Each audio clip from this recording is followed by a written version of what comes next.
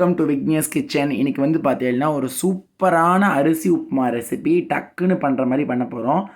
வாசனை சூப்பராக இருக்கும், வீடே மணமணக்கும். சென்னையில் மழை கொட்டு கொட்டுன்னு கொட்டுறது, அதனால் இந்த அரிசி உப்புமா நைட் டிஃபனுக்காக வேண்டி ஒரு 3 பேருக்கு பண்ணுறேன். ரொம்ப டேஸ்ட்டாக இருக்கும். அது மட்டும் இல்லாமல் சுத்தமாக அடி பிடிக்கவே பிடிக்காது.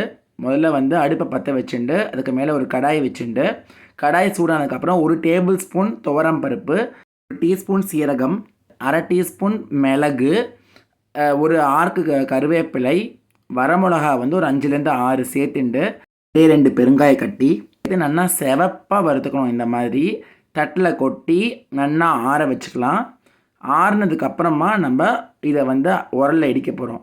அதுக்கு முன்னாடி நம்ம அரிசியை பற்றி பார்ப்போம். அரிசி வந்து பார்த்திங்கன்னா பச்சை அரிசி நான் எடுத்துட்டுருக்கேன். 1 கப்பு நல்லா ஊற வச்சு இந்த மாதிரி வடிகட்டியில் போட்டோம் அப்படின்னா நல்லா வடிஞ்சிரும். உரலில் துளியோண்டு உப்பு சேர்த்துண்டு, மிளகாப்பழம், வறுத்த மிளகாப்பழம் 2 பெருங்காயத்தையும் சேர்த்துண்டு முதல்ல இடிச்சுக்கலாம் நம்ம. இப்போ நம்ம வந்து சாமான்லாம் வறுத்து வச்சுருக்கோம் பார்த்தீங்களா, அதையும் சேர்த்து நல்லா ஒன்றும் பாதியாக நல்லா இடிச்சுக்கலாம். அரிசியும் சேர்த்து நல்லா குருண பதத்துக்கு நல்லா இடிச்சுட்டோம் அப்படின்னா பிரமாதமான ரெடி ஆகிடும். மிக்ஸி ஜாரில் போட்டு பல்ஸ் பண்ணால் கூட இதே மாதிரி வந்துடும் உங்களுக்கு. தேங்காய் எண்ணெய் விட்டுருக்கேன். கொஞ்சம் உப்பு போட்டு தண்ணியை சூடு பண்ணிட்டேன். கடுகு, கடலைப்பருப்பு, உளுத்தம்பருப்பு, கருவேப்பிலையும் வரமிளகாவும் சேர்த்து தாளிச்சுண்டு அது செவந்ததுக்கு அப்புறமா நம்ம வறுத்து பொடி பண்ணியிருக்கோம் பார்த்தீங்களா ஒரு பொடி, அந்த அரிசி இந்த குருணையும் சேர்த்து ஒரு வறுத்துண்டு 1க்கு 3 கிளாஸ் நல்லா வெந்நீரில் உப்பு சேர்த்து கொதிக்க வச்சுருக்கோம் பார்த்தீங்களா, அதை சேர்த்துண்டு அதோட ஒரு மூடி தேங்காவையும் சேர்த்து நல்லா கொதி வந்ததுக்கப்புறமா கொஞ்சம் கெட்டியாகிடும். இப்போ இந்த அளவுக்கு ஆனதுக்கப்புறமா அடுப்பை சிம்மில் வச்சுட்டோம். ஒரு மந்தார இலையை நான் போடுறேன். உங்களுக்கு டோட்டலி ஆப்ஷனல், வாசனை நல்லா இருக்கும், அதனால் போடுறேன்.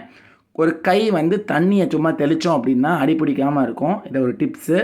சிம்மில் வச்சு அடுப்பை மூட போகிறேன். விசில் போடாமல் சும்மா ஒரு டம்ளரை போட்டு மூடி வைக்கிறேன். இப்போ டம்ளரை எடுத்துட்டேன். 20 நிமிஷம் ஆகிடுத்து. திறந்து பார்க்குறேன். வாசனை சூப்பராக வந்தது. இப்போ பார்த்தீங்கன்னா இலை நன்னா வெந்து அதோடய வாசனை உப்புமாவில் நன்னா இறங்கியிருக்கு. உப்புமா பிரமாதமாக ரெடி ஆகிடுத்து. தொட்டுக்கிறதுக்கு ஒரு கொத்து பண்ணாலோ ஒரு சாம்பார் வச்சுட்டு ஒரு சட்னி வச்சுட்டா கூட சூப்பராக இருக்கும். இப்போ நான் உங்களுக்கு உடச்சி காட்டுறேன் பாருங்கோ. அடியில் சுத்தமாக ஒன்றுமே ஒட்டவே இல்லை, ரொம்ப நன்னா வந்திருக்கு. துளி கருவேப்பிலையை போட்டு நம்ம தூவினோம் அப்படின்னாலே போதும். இதுக்கு கொத்தமல்லி போடணுன்ற அவசியமே இல்லை. இந்த உப்புமாவை கண்டிப்பாக நீங்கள் ட்ரை பண்ணிவிட்டோ கண்டிப்பாக கமெண்ட்ஸில் சொல்லுங்கோ. இன்னொரு வீடியோவில் உங்களை எல்லோரையும் சந்திக்கிறேன். அப்புறம் அடுத்தது ஒரு நல்ல கொத்து வீடியோவும் சீக்கிரமாக போடுறேன். பாய்.